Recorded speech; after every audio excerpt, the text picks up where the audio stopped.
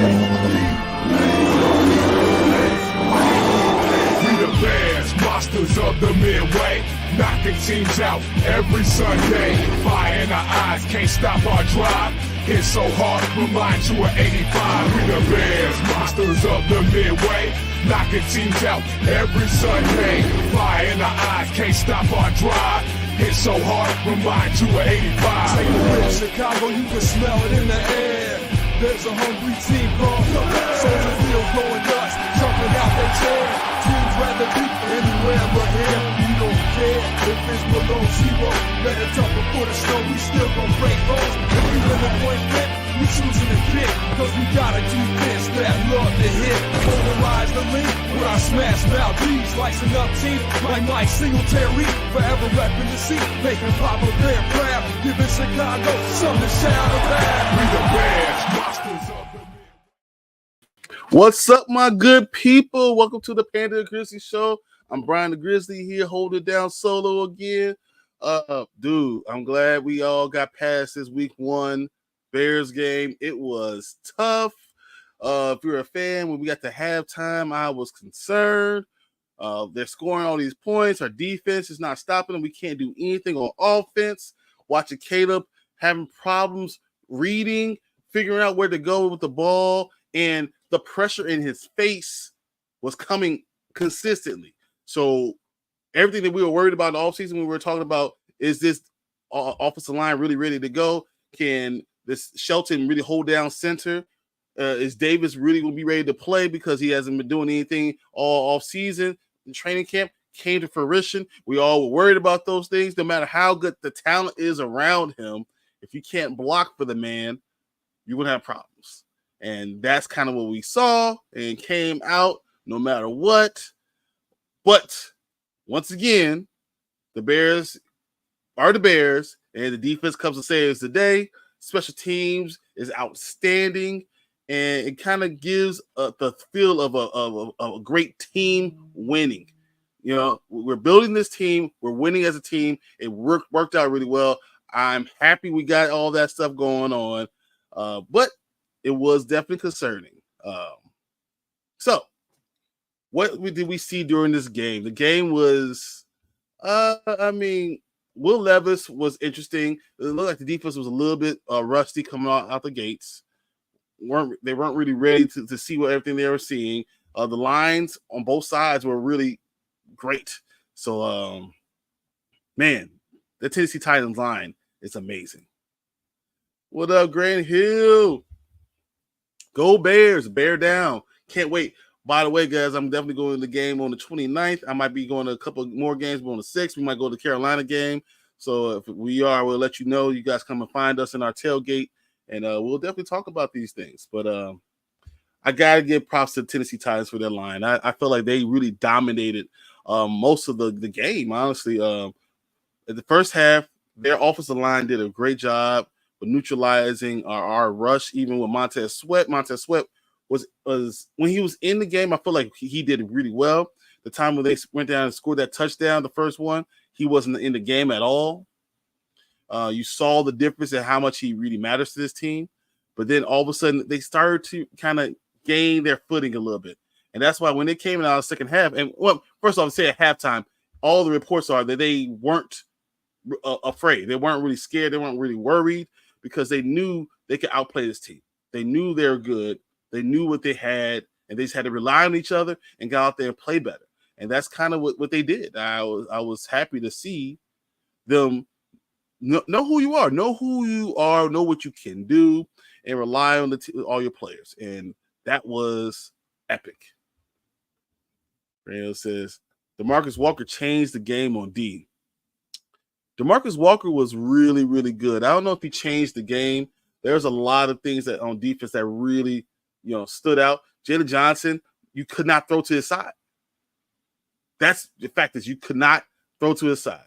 Velus Jones almost changed the game once again by fumbling another kickoff. I don't know why he's even back there if you have DeAndre Carter on the team. You saw what he was doing with the punt returns.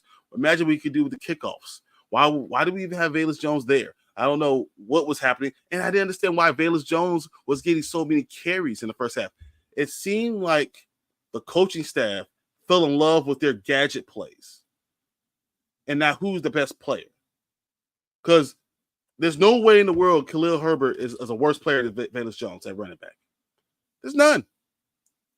So why did Velus Jones get in the game so many times when Khalil Herbert, who's an explosive back, could not? I thought that was a very strange turn of events. I didn't know what was going on, what they were thinking, but it is what it is. I feel like that coaching staff outthought themselves. Definitely, DeMarcus Walker did a good job. I enjoyed seeing him make those sacks, actually put pressure on the quarterback. I mean, remember, this is where he came from. DeMarcus Walker came from this place. And why was Everett in the game more to commit? So Everett actually played I think it's 7 or 9 plays more than Cole Kmet. And it was strange. And this is kind of what we saw at Hard Knocks, but no one worried about it. She thought he was doing a vanilla thing. But, we might have a problem with a couple of these things. I don't know what's going to happen with this offensive coordinator. We got Martin here trolling us, saying it's a dumpster fire, dumpster fire, dumpster fire, dumpster fire. And I don't think Caleb Williams is a dumpster fire. I think Caleb Williams is exactly what I always thought he was. He's a rookie. You're probably going to take a step back from Justin Fields to try to take a step forward. He's still a rookie. There's never been a rookie who's going to come out the gates and just blitz us, and do such a good job. I'm not surprised by anything that Caleb did at all. But, I think it is what it is. You kind of learn you live with that. You want to live with a rookie quarterback in his first game, especially a guy who says, I don't get nervous. That's what you're going to get. You have to realize the game is fast. It still does work, faster than you did in college. So what you did in college, same thing that Justin Fields said, right? His first preseason, he was like, oh, no, the game's not faster than me. I'm fine. I want to be able to perform. And you get to the regular season and realize the NFL is special for a reason. And that's what Caleb went through. On defense, I got to say, Darrell Taylor, that trade was a great trade. Thank you, Seattle. Because the guy came out, we had two sacks. He forced fumble. He was chasing people down. He was doing a great job. So, though we didn't get the Montez Sweat pressure, Darrell Taylor provided a lot of pressure on himself. We already talked about what happened with DeMarcus Walker. And then Jalen Johnson is just a man. You don't throw the ball to Jalen Johnson's side. That's what happens. If you throw the ball to him, he's going to destroy you. He's going to intercept the ball. I think the quarterbacks had a 2.3 passer rating when he passed the ball near Jalen Johnson, even near him. Martin says he was my number 4 D-line waiver, Darrell Taylor. That's a very good place to put him because Darrell Taylor is going to continue to get chances to rush the passer. On this defense, especially once again, Montez Sweat, you have to know where he is, right? So that gives Darrell Taylor a chance to have one-on-one coverage anytime he's going out there, or one-on-one blocking scheme whenever he's going out there. And as long as we're able to continue to do that and continue to get that pressure, he will be able to make good numbers. And we have a good defense on backfield. He's going to be able to kind of get all the benefit of it. So I was happy to see that that Brian Poles once again knew what he was doing. He did a great job with these trades after the training camp. I am concerned about offensive line, right? And here's my real concern, not because of any other thing else, but the fact that Ryan Poles played offensive guard. You think that he would know if someone could play. Yeah, he continues that maybe this is his blind spot. I don't know what's going on. We have Coleman Shelton, Nate Davis. Nate Davis did so bad that they had to rotate him in all the time with Ryan Bates. Ryan Bates can't go in for Shelton because Nate Davis can't do anything. You remember that one screenplay, right? It was supposed to be wide open. It was going to be a perfect screen right in the middle of the field. But instead of blocking and then letting your guy go, was it Davis stood straight up and did nothing as Coleman Shelton gets ran over and they tipped the ball and stopped it from again that touchdown. Nate Davis is a problem, a $10 million problem because we're paying him $10 million a year. We knew this could be a problem, but we didn't go after anybody else. We didn't go after Connor Williams. We didn't sign anyone. I think Coleman Shelton was the number 6 center as far as on when we're looking at free agents last year. I believe he was the 6th or 7th ranked center, and that's who we wouldn't got because we didn't want to spend money on the offensive line. Even though you have 2 tackles that are on their rookie deal, you have Tevin Jenkins that is on his rookie deal. You're only paying one guy, and you didn't want to get the best option at center. I don't know what he was doing. Dumpster fire, rest in peace. But with all that being said, the second half, this team definitely turned it around. The defense woke up. Special teams is special. The special teams is special. Torrey Taylor is great at punting the ball. I am excited to see what he could do. I thought that he became a weapon, an actual weapon. Tyreek Stevenson is going to have a lot of opportunities for plays because they're going to overly throw the ball towards him. They're not going to throw the ball towards Jalen Johnson. They're not going to throw the ball towards Kyler Gordon. They're not going to either of those safeties. They're only going to throw at Stevenson. So, he's going to have a lot of chances to make plays. And he's going to prove himself Sunday night because that team we're playing, the Texans, they got some guys. And they look great. They look like a top 4 team in the entire league. So that might be something we're going to have to revisit soon. And we need our defensive line to step up immediately. We can't go down 17-0 to that team. If we do, it's going to be murder she wrote. It's going to be all over. That's just not in the cards for us. Javon Dexter had a decent game, and he seemed like he's getting better every play. But rushing the ball in his hole because he does get too far upfield seems to be a problem. And the way they're playing defense and having the middle of the field and not having a middle linebacker kind of sit or spy or wait in the middle of the field seems to be an issue. I wonder if that's something that they're going to exploit in the next game. And then talk about the thing that did happen. Roma Dunze getting hurt on that 20-yard run. I knew that wasn't a serious thing because the words of what I heard was that he came to practice the next day. They just told him, he said his knee was a little bit tender. They're being extra careful. That's why they went ahead and had the MRI on it. As I said, it's a grade 1 sprain. Though they say week to week, he hasn't been ruled out for this week at all.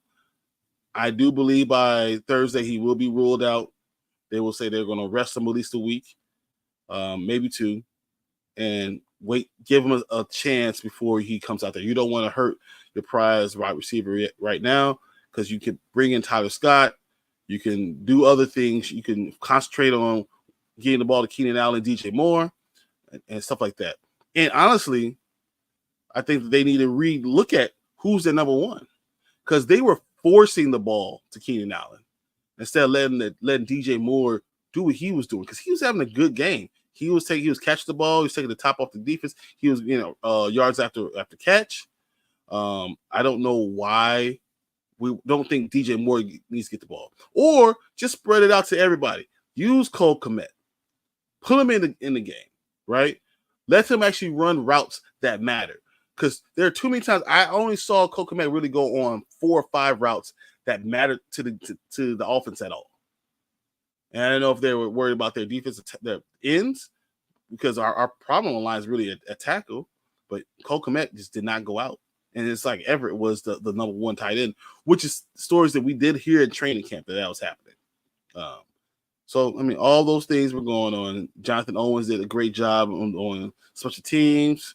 Um, we had some good plays, and besides Keenan Allen dropping that sure touchdown, the offense really didn't do anything. Why did they have Keenan Allen run flat out when you have Rome on the bench? Oh, well, so here's the other thing. So Keenan Allen apparently re-injured his heel during the game. He hurt it on that field. So he was doing those things. And Keenan Allen's routes running was not a problem. You have to understand what Keenan Allen, because he's been a player that's been playing in the league as long as he has, he runs a lot of option routes. And what Caleb Williams said at the end of the game, he was talking about, I need to go out with my receivers and kind of go over what they like, where they like the ball, what they like to do with the ball. He was speaking about Keenan Allen because Keenan Allen has options. If it's zone, he's going to do this. If it's man-to-man, he's going to do this. If it's, matchup zone, he's going to sit in the hole. All those things are kind of what's happening. So, he has to work with them a lot. Yeah. I said, bro, you can put all the pros on the team you want, but when the foundation isn't built right, the house crumbles. The old line is terrible. You're not wrong. And we had options. We have abilities to go out there and sign someone, and we didn't. It's funny we played Tennessee because Tennessee went out and got them the best center that they could get, and paid him good money. And the Bears signed Coleman Shelton at the same time that they signed their guy. And I couldn't believe that that's what we did. And it's like, I don't understand why. What was his name? Cushberry? I think his name is Cushenberry. That's what John Cushenberry. He was available. If you would sign him to a 4-year, $50 million contract like they did, you would have a young center to go with your young quarterback during a time when you have money to spend. And you can always worry about reworking the contracts as we go along. But instead, they want to go the cheap route. And now we have these problems we have on the offensive line. Because if you have these tackles actually did pretty well. They didn't, they didn't really fall apart at any point in time. I feel like the guards were bad. Tevin Jenkins had a terrible game, and he was the best one out of all three. Coleman Shelton kept on getting run over and over again. And for a young quarterback, as much as I think Caleb Williams is, going to have problems, but if you're going to have pressure in his face, he's never going to be able to get the ball off. That's why all his balls kept on getting tipped. He's trying to do his sidearm because they all planned for that, but they're also getting pressure in his face, so he can't do anything but that. You have to try to throw around people all the time. So I don't blame Caleb for those reasons. I think that I agree that we need to have a better foundation, no matter how many pretty things you have over there. Until that foundation gets settled, you're not going to have a team that can consistently win or have an offense that consistently win. But I felt that way about the Bears last year with Justin Fields, that first 4 games. They didn't have Tevin Jenkins there. They had a terrible center, and they looked bad the first 4 games. I hope that history doesn't repeat itself. I'm hoping that Ryan Bates is actually better than what he looked like, because as much as I didn't like what Nate Davis did, I didn't think Ryan Bates did well either. So I don't know if he would have been a good replacement for Coleman Shelton either. So that is something to worry about. And then our best team in our division is Detroit, and they have a great offensive line, and they spend money on the offensive line, and they do whatever it takes to make sure you have that foundation set. What worries you most about Caleb's game, or what do you think he needs to prove on most? So coming out of college, my worry with Caleb Williams was that he's not used to working under center, right? He's not used to calling protections, and he's not used to have to run on, with these great elite athletes. So everyone kept on saying Caleb Williams is elusive too, right? But he's never going to be elusive enough for the NFL. All right. I worry about Waldron doing too many bubble screens and that hurting overall Caleb Williams' ability to do a lot of things. I think that he needs to go back to the drawing board, and I hope we have a better game plan for the Houston Texans, because now we're going to have issue with our tackles because they have Danielle Hunter, You know, they have these guys on the end that are going to be given hella pressure. So maybe you won't be able to use Cole Kmet in the passing game. Maybe you have to use him to help block. Maybe they go double tight without Roma Dunze out there with 2 wide receivers. I don't know why they didn't throw the ball to Swift out of the backfield. You know, a play like as simple as if you're going to fake the ball to him, do play action pass, turn around, and hit him where the linebacker used to be. Give him opportunity to run after the catch. That's what he's good at. You know, when a team is flowing the way they're flowing, you have to hit them with those type of things. So you got to be creative. I don't think he was creative enough for my liking this past game plan. But I think Caleb Williams still going to be who he is. I always say his floor is Kyler Murray, right? His ceiling could be all worldly, you know. But if you can't block for him, we don't know what he could end up being. So I'm not surprised he only threw for 90-something yards. You know, no touchdowns because we didn't give him protection. And that's what has to change. I will say even that the passes that he missed seemed to be because he was anxious. You know, we saw him, he was winding up and he was loading up on these throws and they were all going high, you know, every single time because he was anxious. His first home game, that's what you should expect from a rookie quarterback. That's why no rookie quarterback goes out there and wins games usually. They don't play well. So I had to see this game to really know what Caleb's game is going to be overall for this season. I know that he's still going to be a rookie. I know we're going to have a lot of problems, but he also can have a lot of good plays too. I think we're going to get a little bit of both.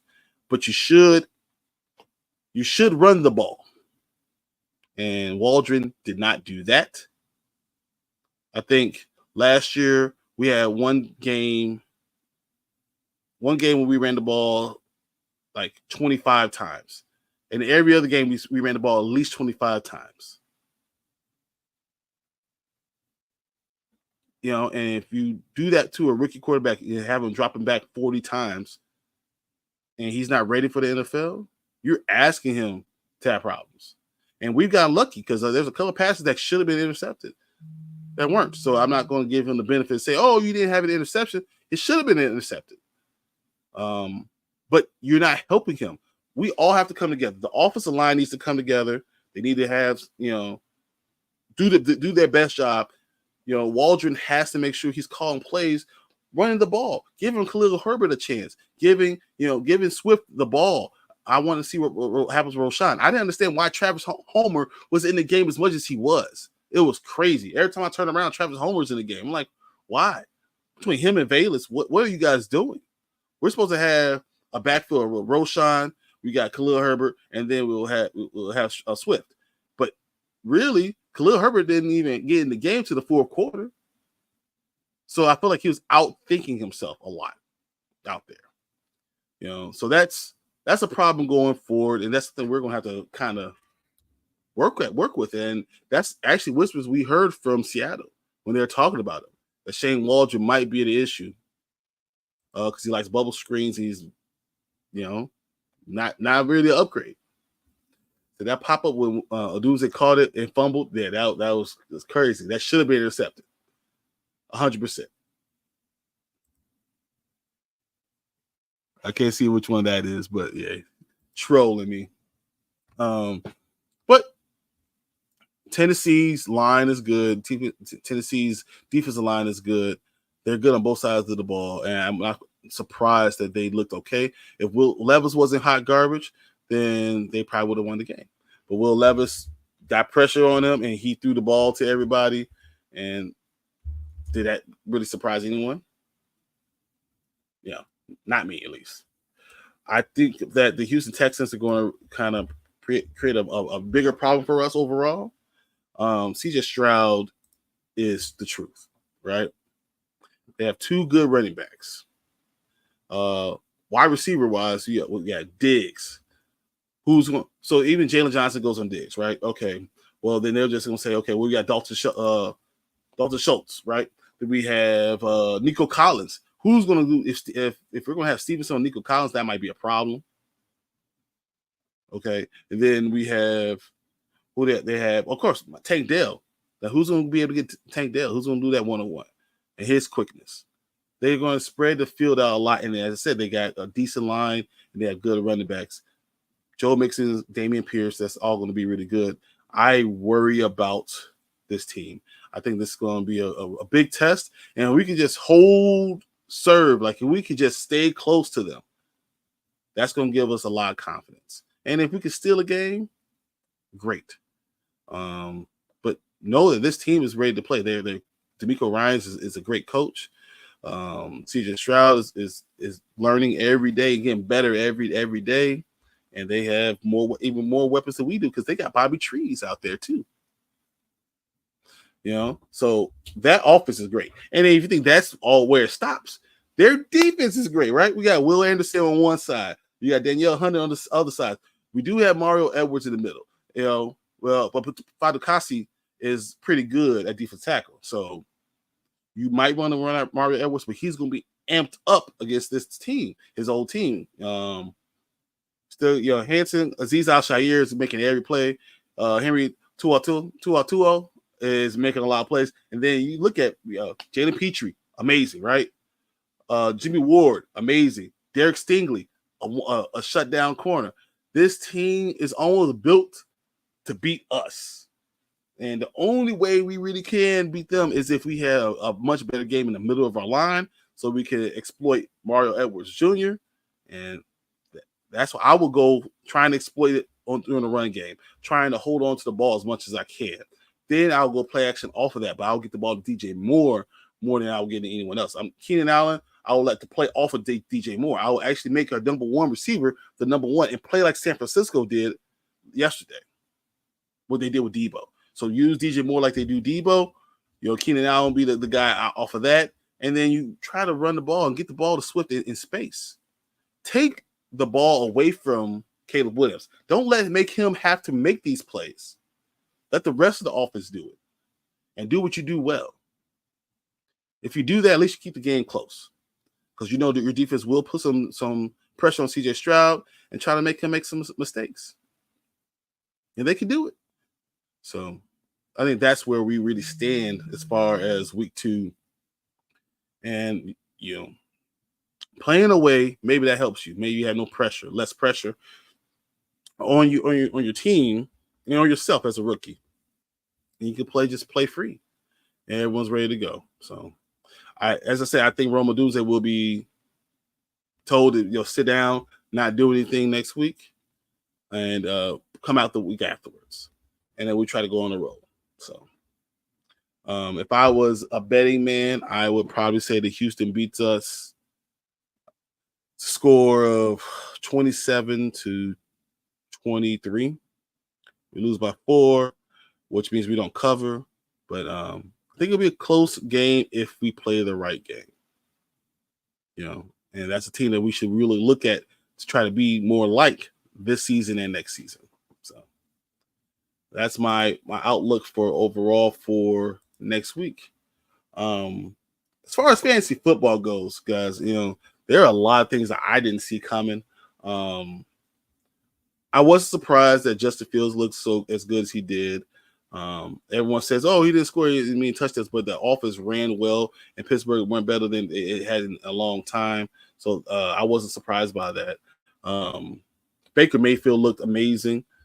I enjoyed seeing the Tampa Bay Buccaneers do well. I'm glad Baker Mayfield's getting this opportunity to do what he's supposed to be doing right now. And exactly. Fields was very accurate.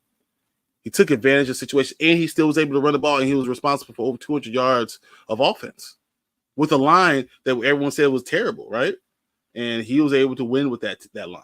So I thought that was special overall, and that he can be a serviceable backup for anybody as far as your fantasy football team. And he's gonna play again this week. And I don't think he ever gives it back. If he's healthy, I think that he remains the starting quarterback. Isaiah Likely, guys, if anyone did not draft him in your draft, first of all, they're wrong. All of them are wrong. Isaiah Likely we knew Martin, who I just talked about Isaiah Likely being like a receiver. They're going to treat him like a receiver this year, and 100% he did. He looked amazing. And imagine if he wore a size 13 instead of size 14 shoe. Then we were talking about them beating the Chiefs, which I knew was going to be a close game. And Lamar really dropped the ball because he could have won that game. Yeah. So J.K. Dobbins, I also picked him up. We said it, though. I said it last week. J.K. Dobbins, Martin's been saying this for a long time. If he's healthy, the dude can play. And those 130 yards, that touchdown looked amazing. And none of that surprised me. Nothing about it surprised me. Except Alexander Madison didn't surprise me at all. Yeah, exactly. If he's healthy, you play him. That's just what it is. If he's there, you play him. Alexander Madison didn't surprise me because I told you everyone was saying, like, oh yeah, this is gonna be the year. Like Alexander Madison is the stronger, most steadier back. So when you have a guy like that, you run with him. So nothing surprised me about Madison in Vegas at all. What else we saw? We saw Tank. Was it Tank Bigsby? Whoa, Bigsby. That kind of did surprise me a little bit. I thought Travis Etienne was going to be the number one running back, and it's exactly what we saw during the preseason. The things we heard, that he's going to be more of a receiver than he is going to be of a receiver. I mean, of running backs, and that's what we saw. I'm not surprised that Alexander Madison did as well. I'm not surprised, everyone else, but Tank Bigsby did surprise me. Justice Hill, Martin's been talking about him all summer, saying that he's going to be the other guy. He's going to play in a lot of play caps, snaps. He's going to get 10 to 12 points in standard scoring. So that's another guy that I'm looking at that might be good. I was surprised. We all have been hearing about Miami's running backs, but who knew Jalen Wright was going to be the guy more than, with Mostert being hurt and H.I. hurting his ankle. Jalen Wright, he might be a good play for this week, guys. Tampa Bay, Bucky Irving, Rashad White was getting 20 touches a lot. Last week you saw him getting all these points. Irving still got 11 touches with Rashad White still getting as much as he's getting. I think Bucky Irving is going to be a player, and I think they're going to run the hell out of him. So if you get a chance, definitely use him. And then Jordan Mason, I'm not sure about. I don't know how long McCaffrey's going to be inactive. I think he probably plays next week. But Mason definitely took advantage of his situation and did a great job. So, it is what it is as far as that goes. I think my biggest quarterback is just overall, we know Baker Mayfield what he is. Derek Carr played a great game. Sam Darnold might be a great guy to have on your bench this year. As much as we've been talking about Minnesota, we forget Justin Jefferson is amazing. And Sam Darnold knows one thing. He knows he's going to throw the ball to Justin Jefferson. So I think that's going to be a smart play. I talk about Isaiah Likely. Who's the Rams guy? Colby Parkinson. Colby Parkinson is another guy that if you are looking for a tight end and you're really searching for someone, got to go there.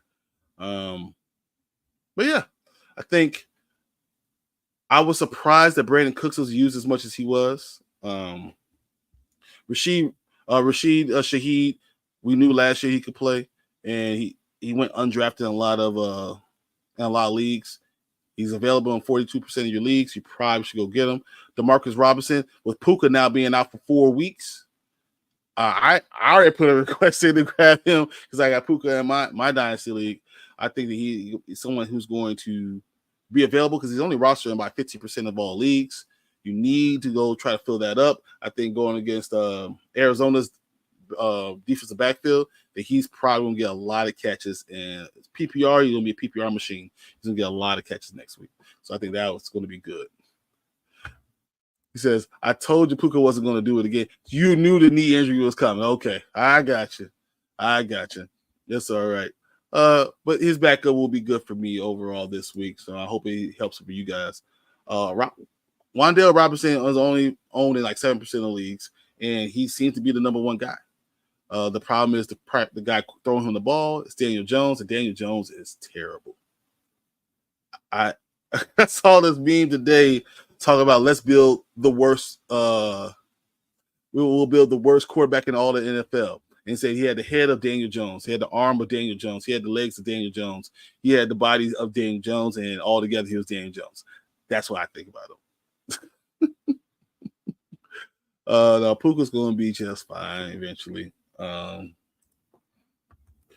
Pierce had a really great game. I think he had 21 game points, most leagues for the Colts. Anthony Richardson threw some dimes. You could probably believe in him. So when I saw Puka go down,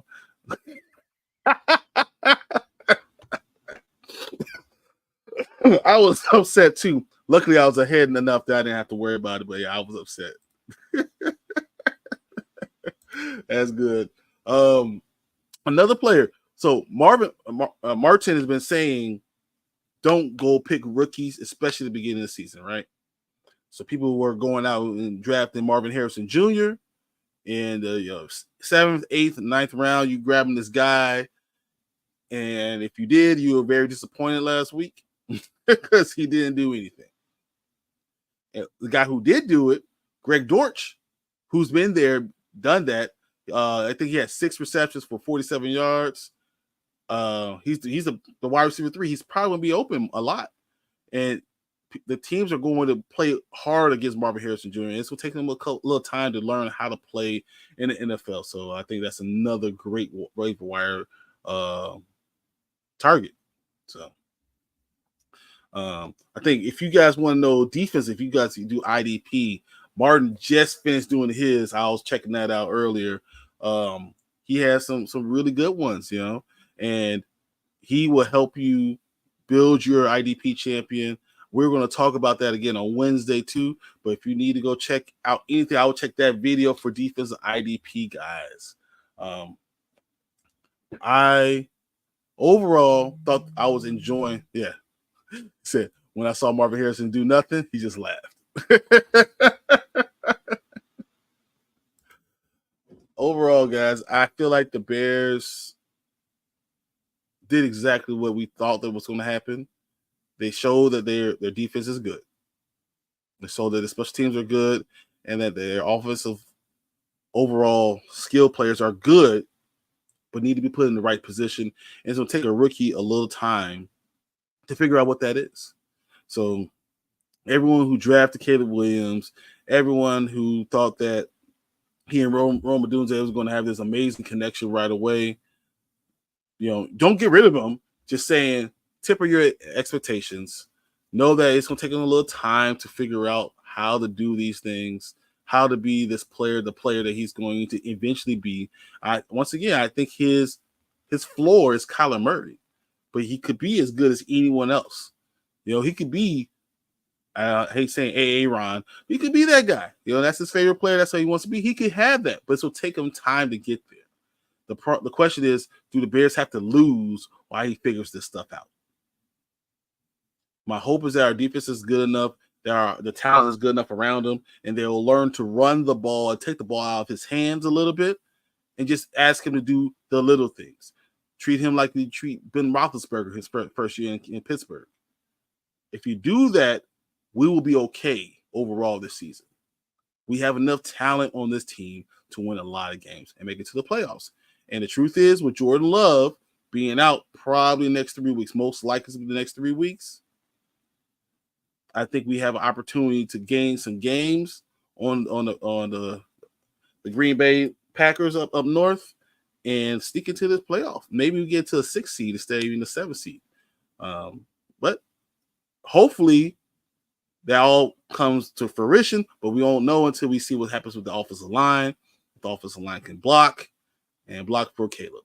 So, we see. So, however, when I saw Daniel Jones get sacked all the time, he was like, yeah. I mean, that is the least surprising thing I saw all week.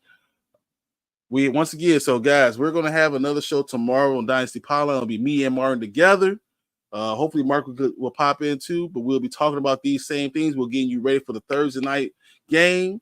We'll be talking about all things football with all that, and then we're going to have on Sunday help you out with your lineups. If you guys have any questions about your football fantasy football lineups, we'll talk about it on Sunday with the morning spike. We'll be here at 10 a.m. and we'll go right up to game time, helping you guys with anything you have, any questions you guys have, bring them all in. And of course, the following Tuesday, we will be right here talking about the Bears, holding it down, figuring out, hopefully talking about a way to eke out a win against the Houston Texans and starting off 2-0. So thank you guys all for being in the comments. Thank you for all your help and your questions. And we will see you, or I will see you next week. So thanks, guys. We the Bears, monsters of the Midway, knocking teams out every Sunday. Fire in our eyes, can't stop our drive. Hit so hard, remind you of 85. We the Bears, monsters of the Midway, knocking teams out every Sunday. Fire in our eyes.